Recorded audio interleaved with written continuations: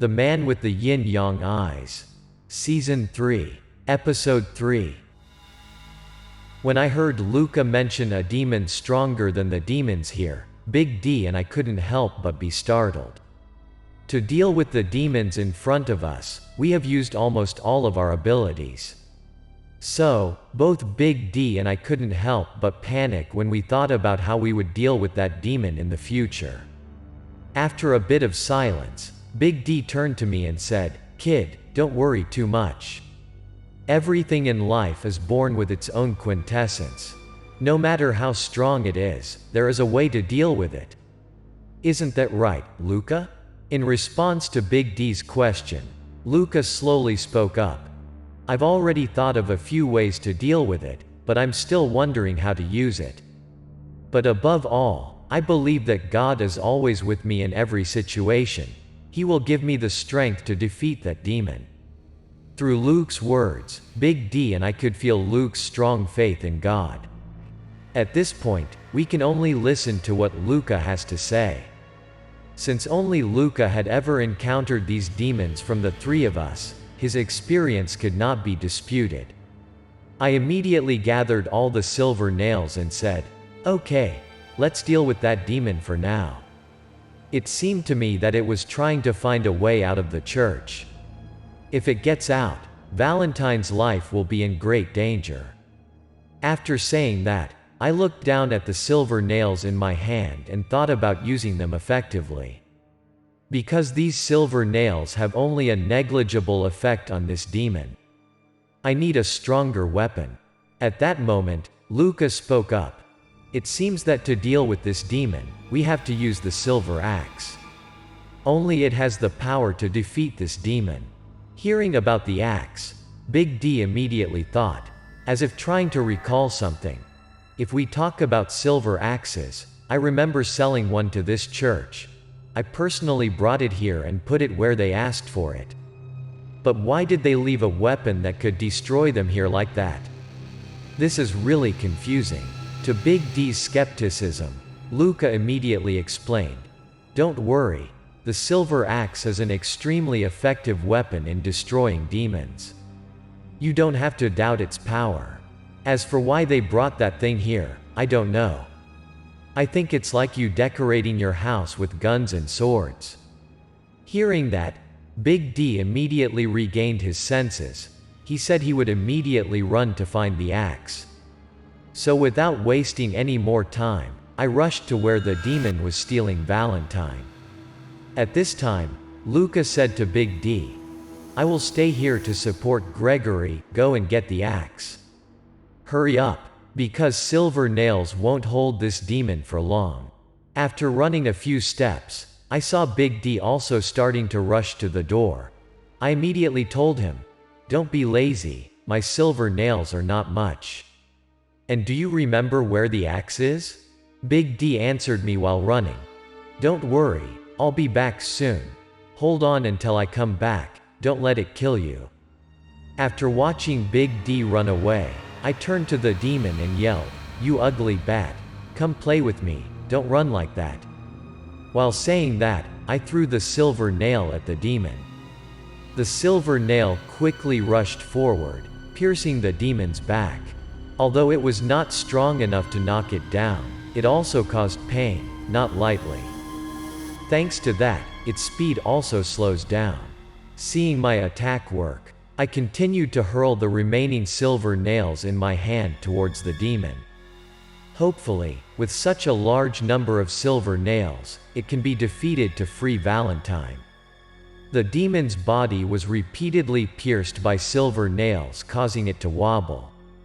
But he still refused to let go of Miss Valentine. At this time, Valentine was also very angry.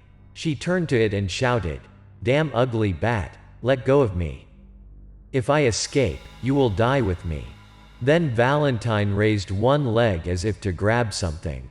Turns out she had another gun at her feet. Perhaps when she was grabbed by the demon, it was a bit of a surprise that she couldn't remember for a moment.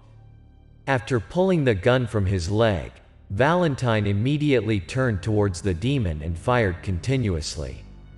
The demon's body had been weakened by many silver nails, and now Valentine's bullets made it extremely painful.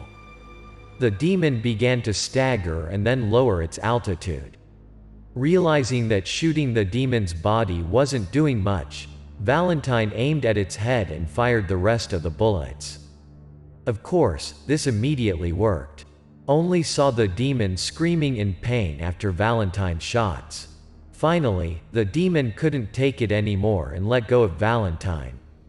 But this also means that Valentine will immediately fall.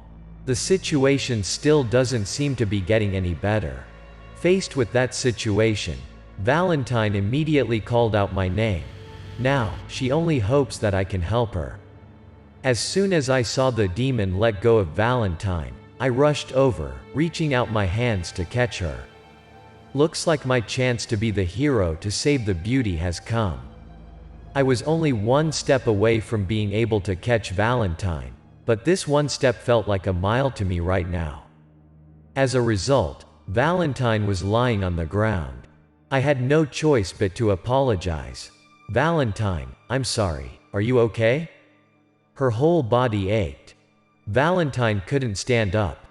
All she could do was reach up and grab my tie and say, "Gregory, you're an asshole, you're dead to me."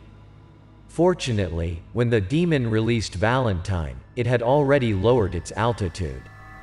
Otherwise, Valentine would have been seriously injured.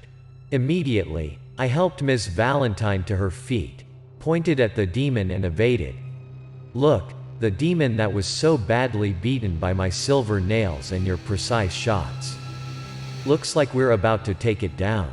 Valentine just clung to me tightly. She looked at me with angry eyes as if to say, "I won't let you go this time, just wait." At this moment, Luca approached us and said, "Don't be too happy. This demon is very strong, its body will recover very quickly." Exactly what Luca said. After letting go of Valentine, the demon descended to the ground. Moments later, the wounds on his body had automatically healed. As soon as it recovered, the demon immediately turned towards us. It stretched out its shoulders, howling terrifyingly. After a while of howling, the demon began to rush towards us. Looks like we're in real danger this time. I have used up all the silver nails. If I can't think of a way, this demon will definitely eat us. Fortunately, Valentine was able to react in time. While the demon was roaring, Valentine was able to change the bullet. When the demon rushed over, Valentine immediately pointed his gun at it, firing continuously. Extremely accurate shots pinned straight into the demon's head.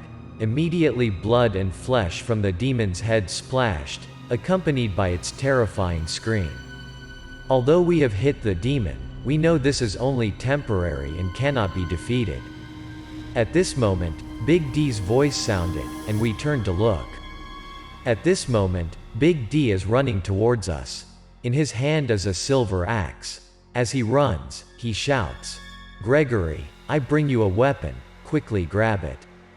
As soon as he finished speaking, Big D threw the axe at me. But I don't know if this fat guy was going to throw the axe at me or attack me and throw it so hard. Before I could react, the axe rushed right in front of me. The three of us were taken aback by Big D's throw. Luca immediately stepped aside. I quickly lowered my head as well. Along with that, I pulled Valentine down as well. The axe that grazed my head flew straight at the demon. Immediately, I turned to Big D and shouted, "Damn it, are you going to kill us or what? This is how you guys threw weapons in an assassination attempt on me." Big D paused for a few seconds, his expression extremely apologetic. But just seconds later, this fat guy was smiling again. Then Big D pointed at me and said, "Calm down, kid, look behind you." I immediately followed Big D's orders, and as soon as I turned my back, a shocking scene appeared before my eyes. The demon was lying on the floor, with the silver axe still on its head. It seems that this weapon is really the antidote to the demons. Accidentally defeating the demon, Big D immediately bragged. Do you still blame me? Seeing 3 people struggling to defeat the demon, I had to take action. From now on, leave small things like this to me. I went over to pull the axe from the demon's head, then I slung it over my shoulder and looked at the headless angel statue. I said to Big D, let's go, let's start cleaning this place. Then we approached the statue. Because he had heard me talk about the secret door before, Big D focused his search on the bottom of the statue. Less than a minute, Big D opened the door. The door slowly opened. I knew this was the place where the Taoists sacrificed innocent victims. We don't know what awaits us down there. Behind the door was a rather long staircase. Luca took the lead, and the 4 of us began to descend into the cellar. Down here is quite uncomfortable. Around us is a dim light that is not clear, with the cold air that gives people a creepy feeling. After going all the way down the stairs, we came to a large room, in which 3 Taoist priests were performing the sacrificial ritual. Faced with the situation, Valentine raised his gun and shouted, "All stand still, put your hands where I can see." But it seems that these Taoists did not care about Valentine's words. They continued the ritual of sacrifice. One of them calmly raised the knife, ready to stab the victim's heart, while the others were chanting spells. Valentine had no other choice. She had to shoot down the knife-wielding Taoist to protect the man lying on the table. Although his body was repeatedly hit by several bullets, this Taoist did not collapse. He even took a knife and rushed towards me. Quickly, I dodged to the side and grabbed his knife arm. At this moment, a strange thing happened. As soon as I grabbed the Taoist's wrist, my whole body immediately shook as if a strong electric current ran through my body. The scenery around me also quickly changed. The Taoist in front of me immediately disappeared. Then the ground where I was standing began to sink. No matter how hard I struggled, I couldn't get out. My body slowly sank to the ground. After the body was completely swallowed by the ground, I felt like I was falling into a bottomless abyss. The deeper you fall, the more the temperature rises. It feels like being dropped into a giant steaming cage. As I went deeper, there was less and less air. At this moment in my mind, I thought, is this real or witchcraft? If this is just witchcraft, why does it feel so real? I started to put things together, first my body being sucked into the ground, then falling and falling down here. I suddenly thought, is the scene I am seeing here as hell? Maybe this is what the Taoists experienced. Too many questions with no answers. But if this is hell, it's completely different from what I imagined. I kept falling straight to the ground.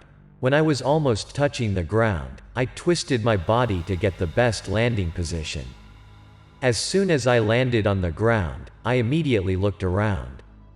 I could see fire everywhere around me, and the air was hot and stuffy. But strangely, I feel my strength is more abundant than before being sucked down here. Suddenly, I heard a horrible scream behind me. I immediately turned around to look. The scene that appeared before my eyes could not help but startle me. From the burning cars, many demons are constantly rushing out and coming towards me. Needless to say, I was their target. These demons seemed to be being controlled by some force.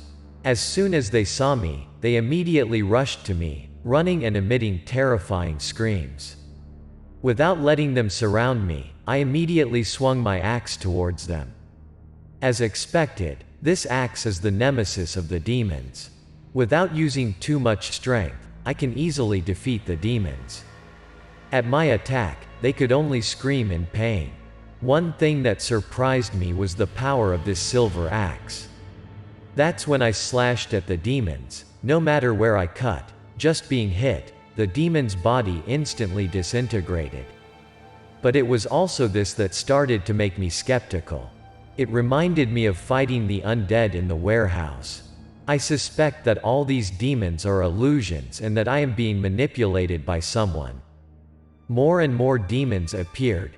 Every time I killed one, dozens of others gathered. This reinforces my guess. Realizing this, I don't want to waste my energy fighting bogus demons. I immediately took advantage of the space just created, jumping on the roofs of nearby cars to escape. But these annoying demons don't let me go easily. Soon, they caught up and surrounded me. With no other choice, I had to stop and fight them. At this moment, an earth-shattering explosion resounded. The ground near where I was standing collapsed, forming a huge hole. Looking at the scene in front of me, I froze. The strange thing is that the demons don't attack me anymore. They became motionless, some of them looking like they were trying to escape. I just stood there watching the hole get bigger and bigger. It seems that this hole has a strong attraction. Following that, the demons and surroundings began to be sucked down. As soon as they were sucked down, the demons' bodies instantly turned into white skeletons. More and more demons were being sucked down. The hole was just filled with white bones. Accordingly, a strange man also slowly emerged from the middle of the pile of bones. I stared at the newcomer. He was dressed very strangely and rode on the back of a camel. He was also staring at me. At this point, I was startled. Is this the demon Lord Luca mentioned to us before, and this is the hell he rules? After looking at me for a while, the demon lord turned away. Immediately, the sand and the skeletons on the ground moved according to his gaze.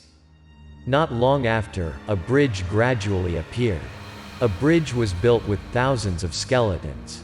Seeing this scene, I couldn't help but shudder. I'm sure when looking at this bridge, no matter how brave a person is, they can't help but shudder. After the bridge was completed, the demon lord didn't pay any attention to me. He leisurely nudged the camel he was riding up the bridge, leaving me to watch with so many questions in my head. Maybe he didn't see me as a worthy match for him, so he didn't need to waste time with me. The demon lord leisurely rode his camel until it was out of my sight. Without any further hesitation, I also immediately jumped onto the bridge. Although I didn't know where the bridge led, I had a firm belief that this was the way out for me. So I strode forward. But I have not gone far. Suddenly, the bridge under my feet shows signs of collapse. Knowing something was wrong, I quickly slid back. If I don't react quickly, I will follow this bridge down and be buried by this pile of bones. As soon as I returned to the starting point when the bridge collapsed completely, I couldn't hold back my anger, loudly cursing, "Damn you bastard! How long are you going to keep me here? Come back here and duel me, you bastard!" After cursing for a while, I raised my eyes to the light above. Is there no way to escape? At this moment, I saw the demon lord also falling. A few seconds later, the demon lord fell back not far from where I was standing. I thought he destroyed the bridge to prevent me from returning, but that doesn't seem to be the case. He fell back here when the bridge collapsed. This makes it even harder for me to understand what happened to him and the bridge. While not understanding what was going on, the body was absorbed by a tremendous force once again. At this moment, I felt my body being pulled away without being able to stop it. Wonder where it will take me this time? Is this some kind of sinister trick that the demon lord has devised?